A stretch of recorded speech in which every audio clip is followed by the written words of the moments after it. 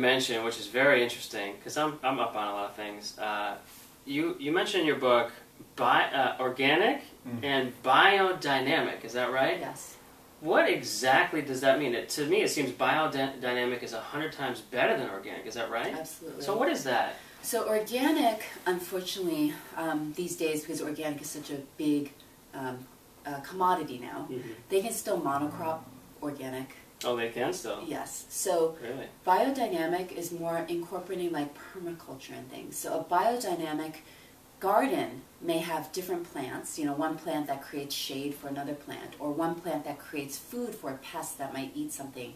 So rather than having to use pesticides or sprays to keep a bug away, you could plant something like chili or something like that. Really? Or some other plant that would actually feed that pest. So that pest would want to go and eat that other plant rather than eating what we're trying to grow. So that it's actually it's a microcosm, like a little world in there, you know, in and of itself. That's biodynamic. So something that's organic, they may still have a huge field that only grows one organic crop, which means that pests can still come. You know, it's not a balanced microsystem. Exactly. So that's the difference between biodynamic and organic. Wow. So, do you at all eat meat at all, or are you 100%? I don't eat meat. I have eaten fish in the past. Sometimes I go back and forth on that. I was 100% raw vegan for about 9 years, and I actually developed some health issues. I think I write about that in the book too. Yeah. I developed some health issues, but it wasn't necessarily from raw food. I just wasn't doing it the right way. I wasn't eating a wide enough variety of foods. I was eating a lot of sweets and cacao, which I don't. Cacao is everything in moderation, you know, so just eating a lot of cacao is not always a good thing. I was under extreme amount of stress. I wasn't sleeping well, and so I'd get up and drink the cacao to try and get energy to get me through the day, and then it was just like this crazy cycle. And then at one point, my doctor that taught me about raw food and detoxing and cleansing, all of that stuff, 21-day detox, his name is Richard D'Andrea, Dr. Richard D'Andrea. He looked at me, and we just talked about this the other day because he was visiting, but he said, you know, you need to start eating some cooked food and you need to start eating some fish. And I resisted that for a good year or two, and then I started getting some health issues. My health issue is vertigo.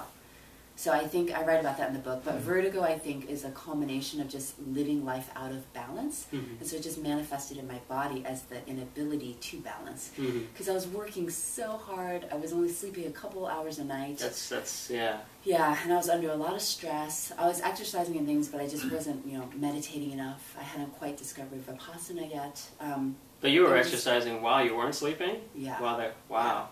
I would still exercise. Wow. Because I'm an exercise fiend, so I still... It feels good. It's you know... Yeah, but I keep revving my body up. And so instead of calming myself down when I couldn't sleep, to slow myself down, I kept speeding myself up. So I started getting vertigo, and it's awful. It's debilitating when you get vertigo, because I would be out for like 2 or 3 days. And when it would come in a second, and then I'd be on the ground. When you have no balance, you can't go anywhere. You're just stuck. So if I was at home, I'd have to drag myself up into bed, and I'd be in bed for like 2 or 3 days. Is that why you mentioned you take a day off after you work out? You take a... No, that's not this why. is different. That's not why? This is different. I haven't had this now for a while. Okay. But during that time, because my doctor kept saying you need to eat some quinoa, cooked grains, you need to eat fish maybe 1 or 2 times a week, you know, I was pretty desperate when I was getting vertigo. So I tried that, and something worked. You know, there's also this idea, though, that maybe there's something in the fish or whatever that I was depleted in something, obviously. You know, having a very narrow food regimen. You know, I wasn't eating a broad enough spectrum, and so I needed whatever that was that I was depleted in, and I was getting it from fish. It doesn't mean that I couldn't have gotten it from a plant source. I just didn't know where, and it was just easier to get it from the fish. And so something worked, because now I don't get vertigo anymore. Thank goodness. Yeah, thank God. Thank goodness for that. Why did you have the courage to share your life, that you were sick, that you had to eat fish when you were raw foodist, when people don't like to talk about the difficulties and challenges of life? Why did you have the idea to share with people? Because I think that some people have this false image of perhaps raw food in and of itself being able to cure everything, and And I think that that may not always be correct. There is a correct way to do things. And even for myself, being 100% raw for like 8 or 9 years, obviously I wasn't doing it right. I'm sure there are people that know how to do it the correct way, but I wasn't doing it the correct way. And in turn, I suffered from deficiencies that created that issue for me.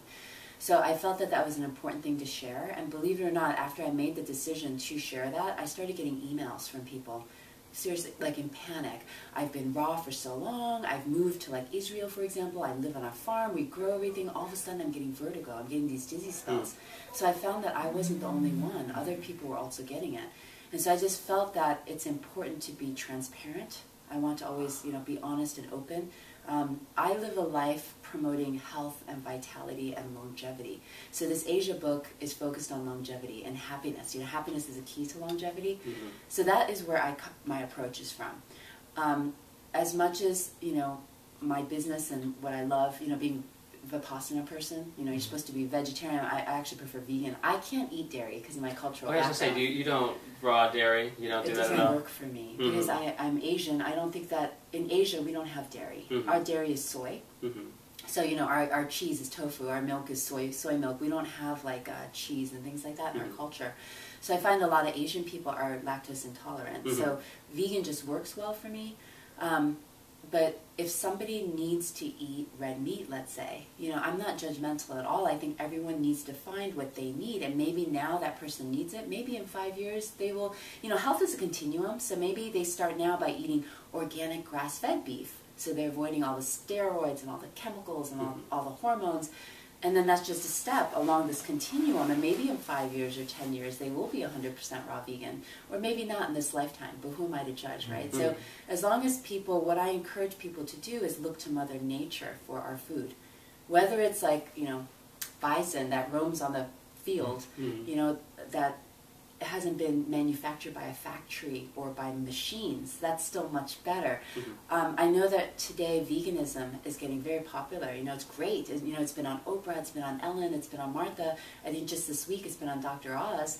But a lot of those proponents of vegan diets are promoting processed GMO, fake chicken, and processed. So this is food that has been manufactured and created by a machine in a factory. I do not promote that. I promote everything we eat should be whole directly from Mother Nature.